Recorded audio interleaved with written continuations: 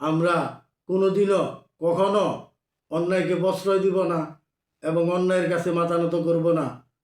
আমাদের ধর্ম সত্য ধর্ম, আমরা সত্যবাদী হব এবং অন্যায়ের প্রতিবাদ করব। আজকে ফিলিস্তিনিদের উপর এত নির্যাতন, এত জুলুম হয়েছে, কিন্তু দেখেন সৌদি আরব, দুবাই, কাতার এবং এই রাষ্ট্রগুলি যারা আছে তারা কিন্তু তামসা দেখছে। তারা কেউ প্রতিবাদ করে নাই, তাদের দেশে কোনো আন্দোলনও করে নাই। সমগ্র বিশ্ববাসী এই ফিলিস্তিনিদের জন্য আন্দোলন করছে, কিন্তু মধ্যপ্রাচ্যের যে মুসলমান রাষ্ট্রগুলি আছে তারা তাকায় তাকায় দেখছে। এমনকি সৌদি আরবের প্রেসিডেন্ট ট্রাম্পকে নিমন্ত্রণ করে আনছে, আইনা মুসলমান মেয়েদেরকে দিয়ে নাচাইছে। নাউজুবিল্লাহি মিন জালিক। তাদেরকে আমরা ইমানদার বলি না, তারা নবীর সুন্নত দাঁড়িটা পর্যন্ত রাখে না, তারা কুরআন মানে না, তাদেরকে আমরা মুসলমান বলি না। কুরআনে আল্লাহ স্পষ্ট জানিয়ে দিয়েছে যে ইহুদি এবং খ্রিস্টানদেরকে তোমরা বন্ধুরূপে গ্রহণ করিও না। আল্লাহ পাক কোরআনের মধ্যে পরিষ্কার জানাই দিছে আমাদেরকে, ইহুদি এবং খ্রিস্টানদেরকে তোমরা কখনো বন্ধুরূপে গ্রহণ করিও না। যদি বন্ধুরূপে গ্রহণ করতে যাই আমরা কোরআনের বিপক্ষে চলে গেলাম, আল্লাহর নিষেধ আমরা মানলাম না, অতএব আমাদের ঈমান থাকবে না। পবিত্র কুরআন ও কারিমের একটি আয়াত যে অস্বীকার করবে, অমান্য করবে, সে কখনো ঈমানদার মুসলমান হইতে পারে না। প্রিয় ভাইয়ের আমার কথাগুলি মনোযোগ দিয়ে শুনবেন, আপনাদের কাছে বিনতিভাবে অনুরোধ। এই ইহুদি খ্রিস্টান আমাদের আজকের শত্রু না, আমাদের নবীকে পর্যন্ত কষ্ট দিয়েছে, সাহাবীদেরকে কষ্ট দিয়েছে। এই ইহুদি খ্রিস্টান আমাদের পুরানা শত্রু। মুসলমান যদি আমরা ঈমান নিয়ে বাঁচতে পারি, আমরা যদি একাত্মবদ্ধ হতে পারি, আমরা যদি সবাই এক হইয়া জিহাদ করতে পারি তাদের বিরুদ্ধে, তারা আমাদের কাছে কিছুই না। আর আমরা যদি নিজেদের মধ্যে ফিতনা ফাসাদ করি, ঝগড়াঝাটি করি, ফতুয়া নিয়ে ধ্যান দরবার করি, তাহলে আমাদের জীবনে শান্তি আসবে না। আমরা কখনো তাদের চক্রান্ত থেকে বাঁচতে পারবো না। আজকে দেখেন মধ্যপ্রাচ্যের ভিতরে আমাদের বিশ্বের মুসলমানদের অন্যতম নেতা আয়াতুল্লাহ আলী খামেনি ইসলামী প্রজাতন্ত্র নিয়ে রাষ্ট্র পরিচালনা করেন। এই ইসলামী প্রজাতন্ত্রকে ধ্বংস করার জন্য ইসরায়েল এবং আমেরিকা তারা অনেক অভিযান চালাইছে, অনেক যুদ্ধ করছে, কোনোভাবেই আয়াতুল্লাহ আলী খামেনিকে মাথা নত করাইতে পারে নাই, তাদের আনুগত্য স্বীকার করাইতে পারে নাই। কারণ ওনার ভিতরে আছে কোরআনের বাণী, আল্লাহ পাকের স্মরণ। আল্লাহ পাক বলছেন যে ইহুদি খ্রিস্টানদেরকে তোমরা বন্ধুরূপে গ্রহণ করিও না, কারণ তারা আমাদের চিরশত্রু। এই জন্য কোনো ষড়যন্ত্র আয়াতুল্লাহ আলী খামেনিকে তার জায়গা থেকে এক চুলো নড়াইতে পারে নাই। এখন নতুন একটা ষড়যন্ত্র করতেছে। আমি অন্তত এগুলা দেখে আমার খুব মনের মাঝে দুঃখ, কষ্ট। আজকে এই ইসলামী প্রজাতন্ত্রের ভিতরে ডোনাল্ড ট্রাম্প ষড়যন্ত্র করে এই ইসলামী প্রজাতন্ত্রকে ধ্বংস করার জন্য বিভিন্ন পায়তারা করতেছে এবং বিভিন্ন ষড়যন্ত্র করতেছে। সে চাইতেছে আয়াতুল্লাহ আলী খামেনিকে সরাইয়া নিজে একটা পুতুল সরকার দিবে, তার কথা মতো চলবে, তার আনুগত্য করবে।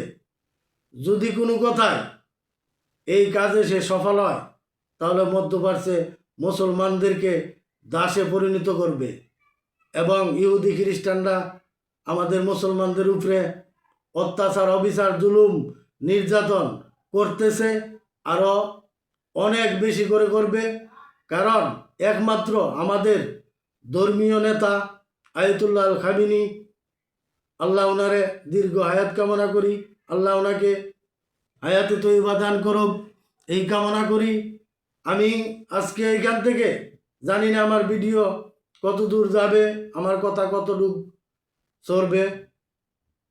আজকে ইরানের জনগণকে আমি বলতে চাই যে তোমরা আজকে পথভ্রষ্ট হয়ে গেছ।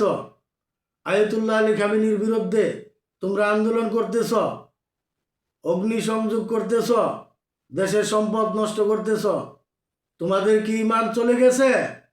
আমেরিকার ডলার পায়া তোমরা কি আল্লাহর বাণী ভুলে গেছ? কোরআনের আইন ভুলে গেছ? তোমরা কি হযরত আলী রাদিয়াল্লাহু তাআলা আনহুর ইমানি শক্তির কথা ভুলে গেছ? তোমরা তো আলীর দল। হযরত আলী রাদিয়াল্লাহু তাআলা আনহু ওনার চুলায় 3 দিন পর্যন্ত আগুন জ্বলে নাই, কত উপবাস থাকছে, তারপরও কাফেরদের বিরুদ্ধে যুদ্ধ করছে, খায়া না খায়া দিন কাটাইছে। তারা জিহাদ করছে, অন্যায়ের বিরুদ্ধে প্রতিবাদ করছে। তোমরা কি ভুলে গেছ ইমাম হাসান, ইমাম হুসেন রাদিয়াল্লাহু তাআলা আনহুদের কথা? যে ইমাম হাসান রাদিয়াল্লাহু তাআলা আনহু, যে ইমাম হুসেন রাদিয়াল্লাহু তাআলা আনহু ওনারা জীবন দিছে, তবু অন্যায়ের কাছে মাথা নত করে নাই। তোমরা আজকে পশ্চিমাদের টাকা খায়া তোমরা ইমান বিক্রি করতেছ। আমি বিনতিভাবে অনুরোধ করতেছি, ইরানের জনগণ, তোমরা আমার ভাই, তোমরা আমার বোন, তোমাদের কাছে বিনতিভাবে অনুরোধ, তোমরা আয়াতুল্লাহ আলী খামেনির বিরুদ্ধে তোমরা আন্দোলন কইরো না। এই আন্দোলন বন্ধ করো। এটা পশ্চিমাদের ষড়যন্ত্র। ইহুদি খ্রিস্টানরা তোমাদেরকে দাস বানাইতেছা, তোমাদেরকে ইমান নষ্ট করতেছা, তোমাদেরকে নাস্তিক বানাইতেছা, তোমাদেরকে পর্দা খুললা ফ্যান জাঙ্গিয়া ফিন্দাইতেছা। আমার বিনতিভাবে অনুরোধ, তোমরা এখান থেকে ফিরে আসো, চিরস্থায়ী জান্নাতে বসবাস করবা, ইমান নিয়ে কবরে যাইবা। আর আজকে যদি আমেরিকার কাছে, ইসরায়েলের কাছে ইমান বিক্রি করে দাও, তাদের আনুগত্য মেনে নাও, তাহলে তোমাদের ইমান থাকবে না, চিরস্থায়ী জাহান্নামে বসবাস করবা। প্রিয় মুসলিমবাসী, প্রত্যেকটা মুসলিম কান্ট্রির প্রধানমন্ত্রীর কাছে আমার বিশেষভাবে অনুরোধ, আপনারা ইরানের পক্ষে দাঁড়ান। ইসলামী দল যত আছেন সবাই ইরানের পক্ষে দাঁড়ান।